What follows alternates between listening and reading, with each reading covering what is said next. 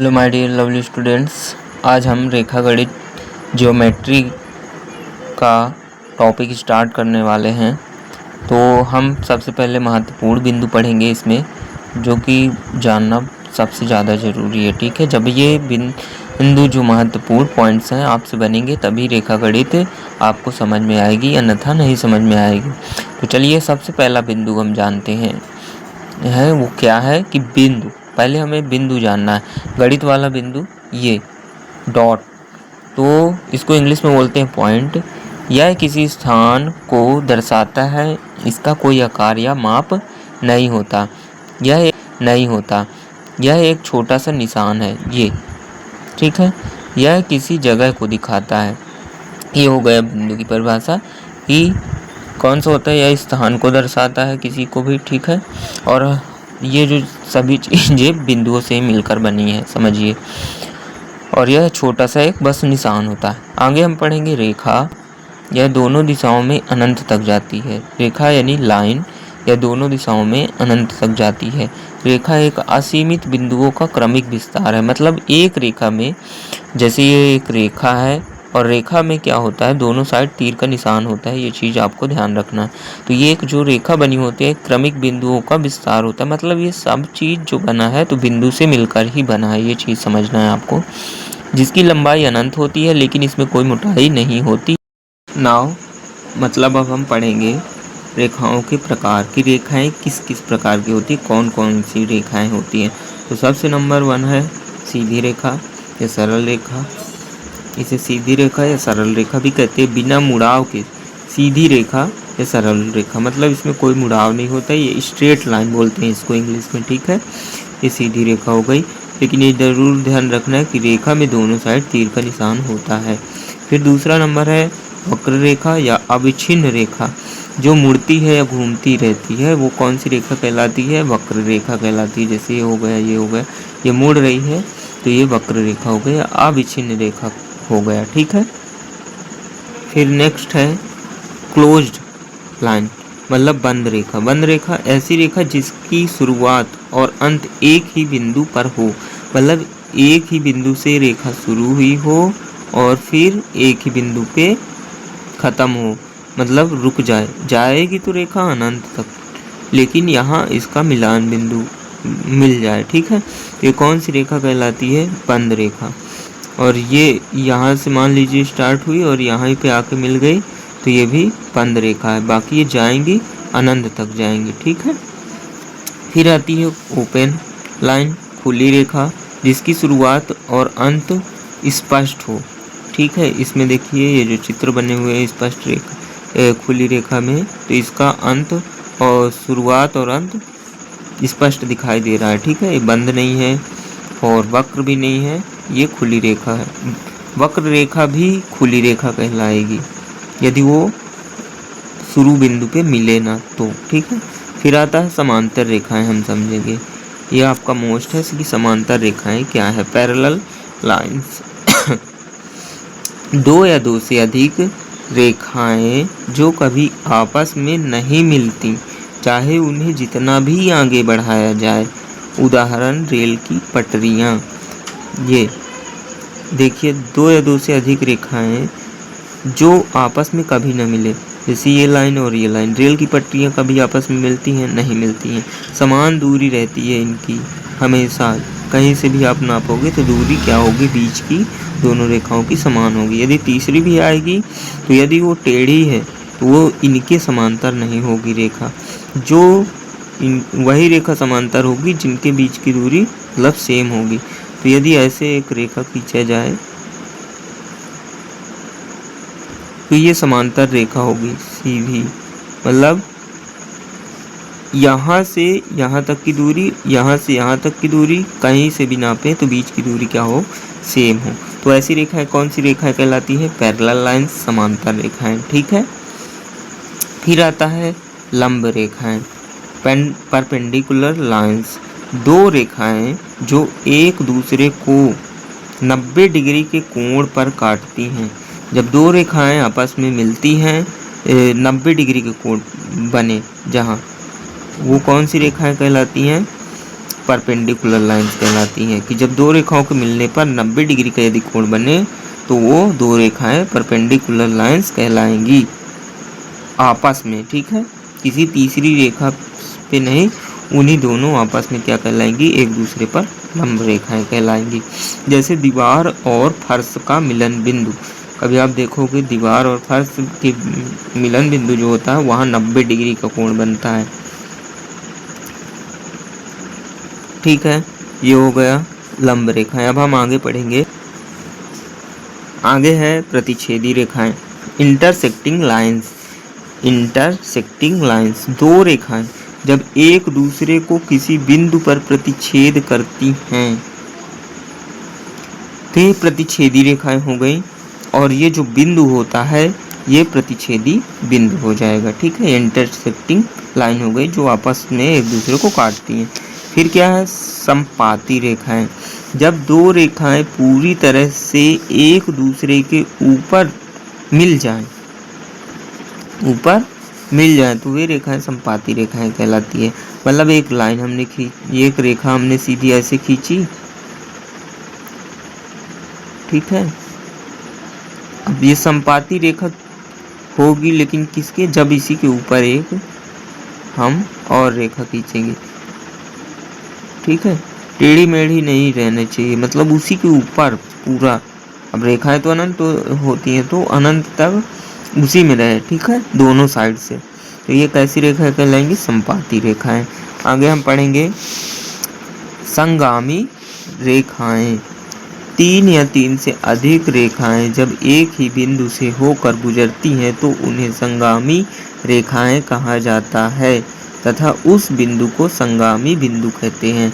मतलब जब तीन रेखाएं एक ही बिंदु से होकर गुजरे, तीन या तीन से अधिक रेखाएं एक ही बिंदु से होकर गुजर रहे हैं तो ये संगामी रेखाएं कहलाएंगी, और ये बिंदु जो होगा जहां ये तीनों रेखाएं मिलेंगी ये संगामी बिंदु होगा। रे किरण किसे कहते हैं, वैसी रेखा जिसमें प्रारंभिक बिंदु निश्चित होता है किंतु अंतिम बिंदु अनंत तक जाता है। मतलब इसमें प्रारंभिक बिंदु है जो, तो वो निश्चित है, लेकिन अंतिम बिंदु क्या हो, अनंत तक जाएगा, उसका कोई अंत नहीं, मतलब अंतिम बिंदु का पता नहीं होता, बस प्रारंभिक बिंदु है निश्चित होता है। और इसको दर्शाते कैसे हैं, जैसे ये एक ए बी रेखा नहीं है, किरण है, क्योंकि इसका इस तरह बनी रहेगी, जो किरण होगी एक साइड ऐसे बिंदु दर्शाया गया रहेगा, एक साइड तीर, तो इसको हम ऐसे ही दर्शाते हैं। ठीक है, कि रेखा किरण ए बी ऐसे दर्शाएंगे। ठीक है, अब है रेखाखंड। रेखाखंड किसे कहते हैं, देखते हैं, लाइन सेगमेंट। रेखाखंड रेखा का एक भाग होता है जिसकी लंबाई निश्चित होती है। रेखाखंड रेखा का एक भाग होता है जिसकी लंबाई निश्चित होती है। मतलब रेखाखंड जो होता है तो एक रेखा से ही काट के निकाला गया होता है, उसकी लंबाई क्या है, निश्चित होती है। और इसे दर्शाया कैसे जाता है, दोनों साइड दोनों बिंदु अंतिम और प्रारंभिक बिंदु निश्चित होते हैं। ठीक है, अंतिम बिंदु भी निश्चित होता है और प्रारंभिक बिंदु भी निश्चित होता है, और इसकी लंबाई की माप भी बता सकते हैं हम रेखाखंड की। ठीक है, ये हो गया रेखाखंड। अब हम प्रश्न लिखा हुआ है कि संरेख या संरेखी बिंदु क्या है। संरेख या संरेखी बिंदु हमें बताना है, तो तीन या तीन से अधिक बिंदु जब एक ही रेखा में हो तो वे संरेख बिंदु कहलाएंगे आपस में। ठीक है, जैसे देखिए ये एक रेखा है, मान लीजिए कि ये रेखा का नाम दे देते हैं हम ए बी। ठीक है, अब इस ए बी रेखा में तीन बिंदु दिए गए हैं, इधर P है, इधर Q है, इधर R है, तो एक ही रेखा पर हैं। ठीक है, एक ही रेखा पे हैं, इसीलिए हम इन्हें संरेख बिंदु कहेंगे। और जो वह रेखा क्या है, सीधी लाइन है, ऐसे टेढ़ी मेढ़ी नहीं।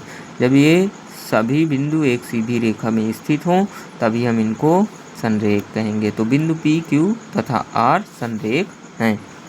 ये हो गया उत्तर इसका। अब हम आगे देखेंगे कोण, सबसे महत्वपूर्ण चीज़ पढ़ने जा रहे हैं हम, कोण। लिखा है कोण किसे कहते हैं, कितने प्रकार के कोण होते हैं। तो आंसर क्या देंगे हम, कोण एंगल्स दो किरणों अथवा दो रेखाखंडों के मिलने से दोनों के बीच जो झुकाव पैदा होता है या बनता है कोण कहलाता है। इधर देखिए चित्र द्वारा समझेंगे हम कि दो किरणों अथवा दो रेखाखंडों के मिलने से, ये एक किरण है क्योंकि इसका निश्चित बिंदु है ये, और इधर तीर का निशान है तो ये एक किरण है, इधर इसका निश्चित बिंदु है इधर, और इधर तीर का निशान है तो ये एक किरण है। ठीक है, तो इसके मिलने से, अब ये मिल कहाँ रहे हैं, यहीं पास मिल रहे हैं, दोनों का बिंदु सेम है। ठीक है, मिलन बिंदु, तो ओ हमने इसका नाम दे दिया मिलन बिंदु का। अब ये एक किरण OA और किरण OB दोनों मिल रहे हैं ना इधर, तो यहाँ क्या बन रहा है, एक झुकाव पैदा हो रहा है। ठीक है, तो इसी झुकाव को हम क्या कहेंगे, कोण। ठीक है, एंगल बोलेंगे, और इसे हम व्यक्त काहे में से करते हैं कोण को, थीटा, इसे बोलते हैं थीटा, इससे व्यक्त करते हैं। ठीक है, थीटा से हम कोण को व्यक्त करते हैं। यदि पूछा जाए कि कोण AOB बराबर कितना है, तो थीटा बराबर कोण AOB बराबर कितना, वो बताना पड़ेगा हमें। ठीक है, आगे देखते हैं हम। अब हम पढ़ेंगे कोणों के प्रकार। कोण कितने प्रकार के होते हैं, आपने कई बार बहुत सारे कोण पढ़े होंगे, नाम जानते होंगे, बट आपको अच्छी तरह से याद नहीं होगा। जैसे समकोण आपने सुना होगा, न्यून कोण सुना होगा, तो जितने भी कोण होते हैं हम अभी सभी जानकारी उसी की आपके साथ शेयर करेंगे। तो ध्यान से सुनिए, कोणों के प्रकार, टाइप्स ऑफ एंगल कौन कौन से होते हैं। नंबर 1 है न्यून कोण, इसको बोलते हैं एक्यूट एंगल्स। जिस कोण की माप 0 डिग्री से अधिक हो तथा 90 डिग्री से कम हो उस कोण को न्यून कोण कहते हैं। जैसे 40 डिग्री का हो गया, 50 डिग्री का हो गया, मतलब 90 से कम होना चाहिए, 0 से अधिक होना चाहिए, 0 ना होना चाहिए। ठीक है, 0 से अधिक हो, 1 से स्टार्ट हो और 89 डिग्री तक हो। ठीक है, 89 डिग्री तक। तो 0 से बड़ा थीटा, हमने बोला था ना कोण को थीटा से व्यक्त करते हैं, तो थीटा, यदि थीटा का मान, कोण का मान क्या है, 0 से बड़ा है, 90 से छोटा है, तो क्या होगा, वो कौन सा कोण कहलाएगा, न्यून कोण कहलाएगा। ठीक है, ये न्यून कोण एक्यूट एंगल कहलाएगा। ये न्यून कोण आपको समझ में आ गया। अब हम आगे चलते हैं समकोण के। समकोण में लिखा है राइट एंगल या रेक्टेंगल बोलते हैं इसको। जिस कोण की माप 90 डिग्री के बराबर हो उस कोण को समकोण कहते हैं। इसका मतलब जब कोण 90 डिग्री ही हो, ना एक कम हो, मतलब 89 ना हो या फिर 91 ना हो, मतलब एकदम फिक्स कितने डिग्री का होना चाहिए, 90 डिग्री का ही होना चाहिए, तभी हम उसको क्या बोलेंगे, समकोण बोलेंगे। और समकोण कब बनता है, जब दो रेखाएं या किरणें या रेखाखंड आपस में एक दूसरे पर लंबवत होती हैं। ठीक है, तब 90 डिग्री का कोण बनेगा। तो यह 90 डिग्री को दर्शाता है। देखिए, जो 90 डिग्री का कोण जब बना रहता है तो वो ऐसे ऐसे नहीं रहता, वो ऐसे समकोण उसको दर्शाया जाता है। ठीक है, आप 90 डिग्री का कोण बना के ऐसे मत करिएगा कि गोल गोल कर दें, इसको ऐसे चौकोर करना पड़ेगा। ठीक है, इधर दर्शाने के लिए। तो ये हो गया आपका समकोण। अब हम देखेंगे अधिक कोण किसे कहते हैं, ऑब्ट्यूज एंगल।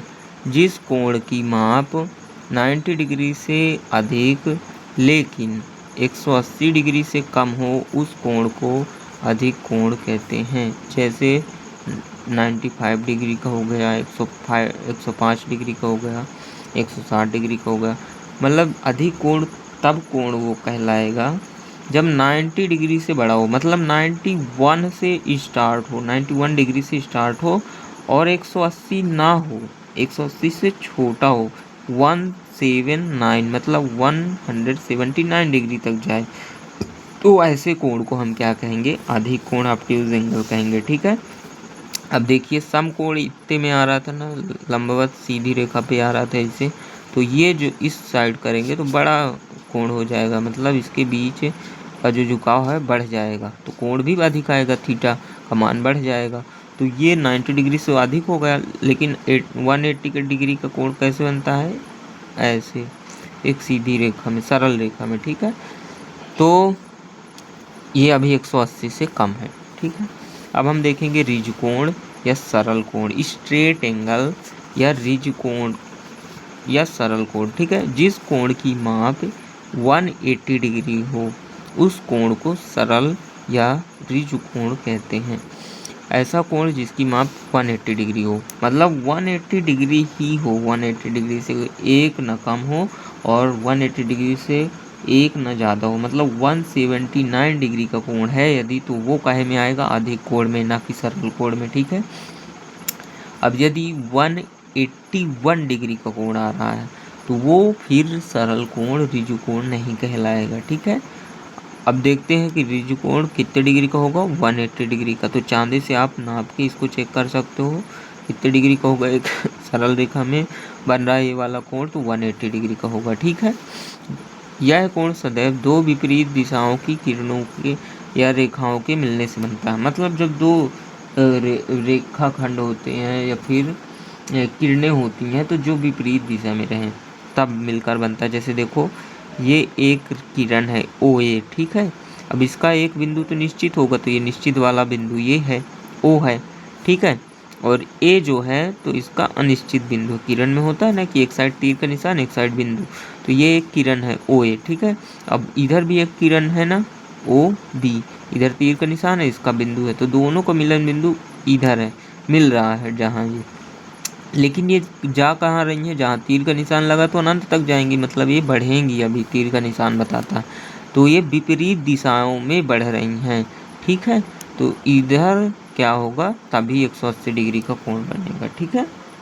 ये हो गया रिजु कोण हमने पढ़ लिया, या सरल कोण या स्ट्रेट एंगल पढ़ लिया हमने। अब हम आगे देखते हैं, आगे है बृहत कोण या पुनर्युक्त, बृहत कोण या पुनर्युक्त कोण, रिफ्लेक्स एंगल।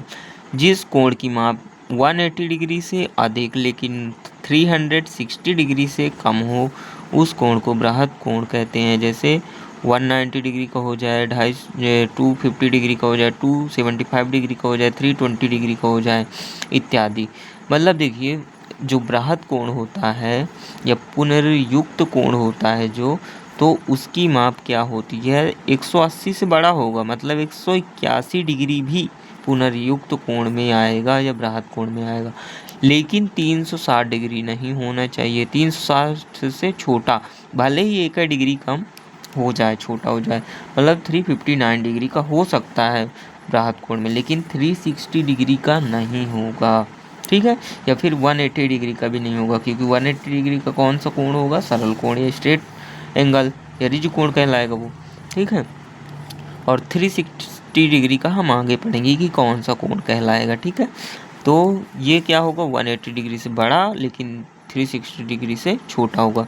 इसको देखो 180 डिग्री का एक सीधी रेखा में बनेगा कोण ऐसे, है ना, लेकिन ये क्या है, सीधी से मुड़ गई, नीचे आ गई, इधर का बीच का झुकाव बढ़ गया, तो इधर का कोण अधिक बनेगा, ठीक है, मतलब। और इधर भी देखिए, इधर भी अधिक बनेगा, 180 से अधिक बनेगा। तो ये कौन सा कोण हो गया, बृहत कोण या पुनर्युक्त कोण बोलते हैं इसको, ठीक है। रिफ्लेक्स एंगल बोलते हैं इसको। अब हम देखेंगे लास्ट में पूर्ण कोण, कंप्लीट एंगल। देखिए कौन सा कोण है आगे, पूर्ण कोण, कंप्लीट एंगल। जिस कोण की माप 360 डिग्री अर्थात 360 डिग्री के बराबर हो, ना तो कम हो ना ज़्यादा हो, ठीक है, तो वो कौन सा कोण कहलाएगा, पूर्ण कोण। मतलब 360 डिग्री से 1 डिग्री भी कम होगा तो पूर्ण कोण नहीं कहलाएगा, या फिर ज़्यादा भी नहीं होना चाहिए ना कम, इतना समझो आप कि 360 डिग्री फिक्स तो फिक्स होना चाहिए, पूर्ण कोण कहलाएगा, ठीक है। अब ये पूर्ण कोण जो है तो कैसे बनता है, देखो पूरा ऐसे, ठीक है, ये पूरा वृत्त में कितने डिग्री का कोण बनता है, 360 डिग्री का, ठीक है। तो ये वृत्त की तरह ही ये कोण बनेगा, पूरा घुमाओ पूरा घुमाओ, ठीक है। यह तब बनता है जब रेखाएं एक दूसरे के ऊपर समपाती हों। अब देखो एक रेखा गई है, मान लो कि OA गई है, ठीक है, और ये OA और OB दो रेखाएं गई हैं, तो ये एक दूसरे के ऊपर समपाती, तो एक दूसरे के ऊपर जब बन रही हैं तो कोण इनके बीच कितना बनेगा, पूरा ना घूम जाएगा, तो ये 360 डिग्री का कहलाएगा। ठीक है, ये हो गया आपका पूर्ण। एंड द लास्ट है कि जीरो एंगल मतलब शून्य कोण। जिस कोण की माप 0 डिग्री हो उसे शून्य कोण कहते हैं। मतलब 1 डिग्री भी ना हो, 0 डिग्री ही हो, तो वो कौन सा कोण कहलाएगा? शून्य कोण कहलाएगा। ठीक है, ये आपके कोण हो गए। इतने प्रकार के आपको कोण पढ़ना पड़ेगा। ठीक है मेन।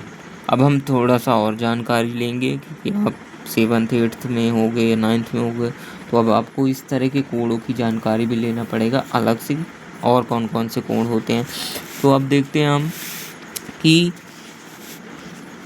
अब 2 या 2 से अधिक कोणों के बीच हम संबंध पढ़ेंगे। ठीक है, लंब पूरक कोण या पूरक कोण पढ़ेंगे। पूरक कोण, ठीक है, इसको इंग्लिश में क्या बोलते हैं? Complementary angle. कॉम्प्लीमेंट्री एंगल जिस कोण को, मतलब यदि 2 कोणों की माप का योग 90 डिग्री हो। लंब पूरक कोण या पूरक कोण कौन कहलाते हैं?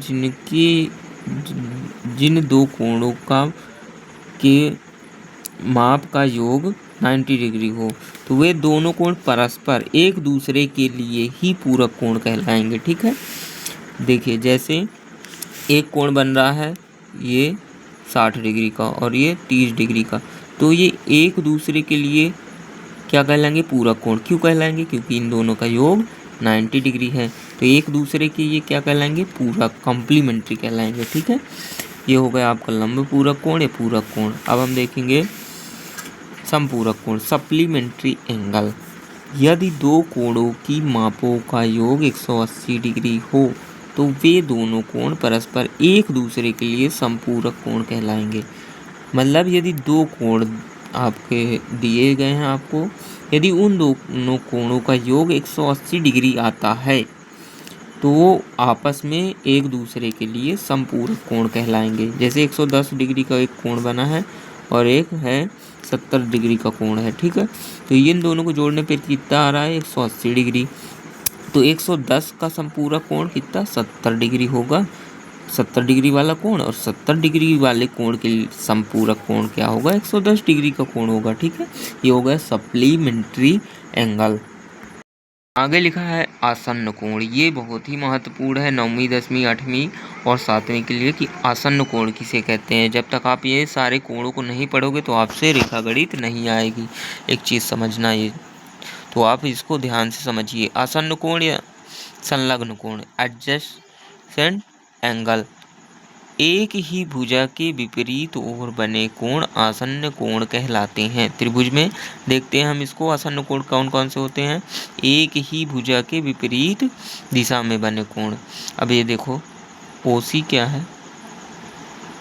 एक भुजा है। अब इसके विपरीत दिशा में एक कोण इस साइड बन रहा है, एक कोण इस साइड बन रहा है।